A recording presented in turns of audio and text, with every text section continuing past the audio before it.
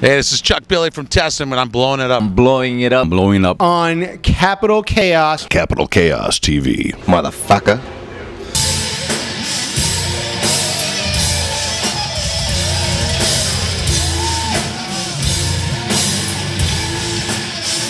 This is Jon Rexius with Capital Chaos TV, and I'm here with Parlor Sundström from Sabaton.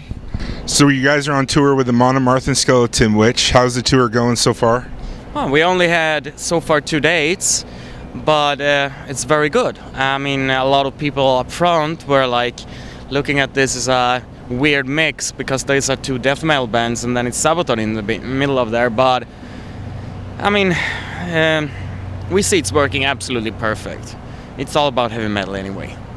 Absolutely. I think you guys do fit with the Monomarth, even though you guys are power metal. They are kind of power metal and death metal, wouldn't you agree? Well, I mean, they are very melodical, and so are we. And I mean, Sabaton reach pretty far away from what is standard classical power metal. I mean, when you hear that, you think often of high-pitched vocals and fantasy lyrics, and Sabaton is not really that. So I guess that's why we fit in more. And when you think about death metal, you are not really thinking about this Amon Amarth because they have it's very melodical. You can almost, you hear all the melodies and stuff. That's why Sabaton we did a few years ago, we did a Amon Amarth cover, but we did it melodical with our Sabaton style. Awesome, awesome. Leads me into my next question for you. Tell us a little bit about how the band began and what led up to, I know that you guys recently reformed, and maybe tell a little bit of your fan base, kind of what happened with that for Capital Chaos. Well, I mean, Sabaton started out 15 years ago. I was founding member, and it was pretty quick until Joachim joined the band, who is now the singer as well. And since then he was always writing the music and I was doing the other stuff, so we have been kind of tied together. After 13 years as a band, a lot of it changed, so we were young kids when we started the band. I don't say that we are very old today, but we're a little bit older, at least 13 years.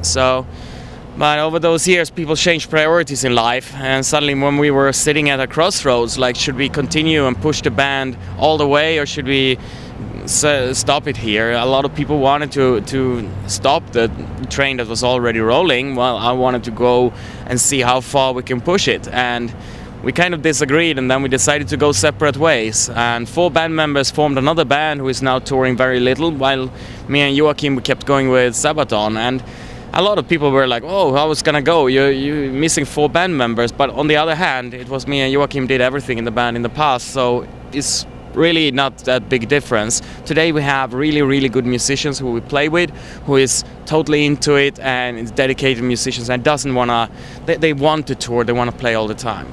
So it's much easier to run Sabaton today. Great, great. How would you rate your fans here in America versus your fan base in Europe? Just kind of your thoughts on that. I mean, it would be very difficult, Also in Europe it varies a lot. Sabaton in some countries are bigger than others. In some we do arenas, and in some other countries we do clubs. So it is a very different crowd everywhere, wherever we go. And would we play in some countries where Sabaton has been more active over the years, you would see it's a very, very interesting mixture. Sweden, Belgium, Poland, a couple of other countries. So the Sabaton crowd is, you have so many kids, and I'm not talking about 16-year-old kids, I'm talking about 8, 9, 10-year-olds, because we have actually reached tons of those. So we are when we are touring Europe, we are pushing the venues and changing the rules, that we are not playing venues which has an age capacity limit. So because we want to reach kids as well, like the really young ones. The other ones, they come eventually anyway, but we want to reach the really young ones. And then we have a lot of older people, so it varies a lot. German crowd would be generally, I guess, over 40 years old, the standard fan of Sabaton. So it's a slightly different from here. Here is, because we are not that popular yet, it's a little bit of mix. You can see, but it's, general really die-hard metal fans who is a Sabaton fan here, because we haven't been exposed so much in media. So the people we have as fans in America here, they are the ones who have found us. We haven't found them yet. Gotcha, yeah. I would agree. You guys have done a couple cover tunes through some of your catalog, Metallica, Judas Priest. Any other bands that you would cite as some of your major influences for you as a musician, Par? Well, I would say Iron Maiden. That's one of the bands which started it all for me in a heavy metal thing, and since then they've always been there, and we have been on tour with Iron Maiden, and it didn't change anything. They are still, you know, bigger inspiration to be touring with. So I say Iron Maiden. Cool, great. You're out promoting your newest album and on tour with them on a Marth, like we discussed before. What is next for the band after this tour? Well, I mean, this is a support tour here in America, and then once we come home, starts the European headlining run. Basically, that's a 4-month tour over Europe, and stretches from all corners of Europe. And then, if the way things looks, we're coming back to the States again directly after that. We'll see, but that's the plan at least.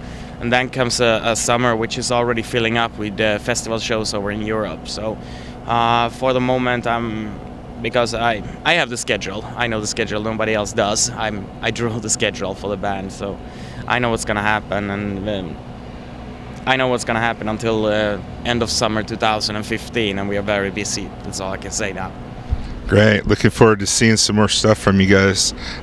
Will you think you'll be on your own headlining tour here in the States, or is it going to be more support act?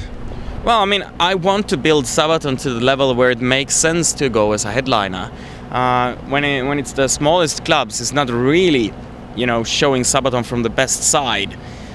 We love to be able to put on a show with some lights and stuff, and to be able to do that, we need a little bit more fans. So we are doing everything we can to attract new fans from every part we can. Right now, we are trying to get some Amon Amarth fans to join our ranks. Well, you've already gained one here. Where are you currently based out of? Are you living in Sweden, or you have a home here in America at all, Par? We live in Sweden, still in the hometown where I was born, Falun. It's a small city in the middle of the country, basically. So we come from there, and that's where we, you know, when we return back home, that's where we had the headquarters, that's where we have all our studios, and that's where we have the warehouses and stuff, and that's where the tour bus goes out from. But and then that's also where we have the Sabaton Festival. We have had it for, this year we had it for 7 years in a row now. It's an open air festival, 3 days, several bands playing like Halloween, Testament, bands like that. It's been growing over the last 7 years. Started out as a fun idea I had, a 1-day indoor event, but now it's a three-day open air event with fans coming from more than 30 different countries to see a unique Sabaton show, plus a lot of other bands. Awesome.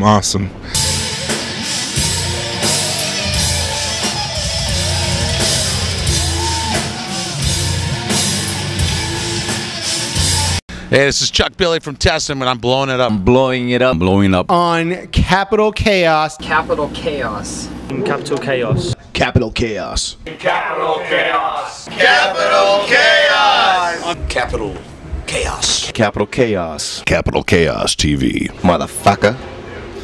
Go fuck your mother.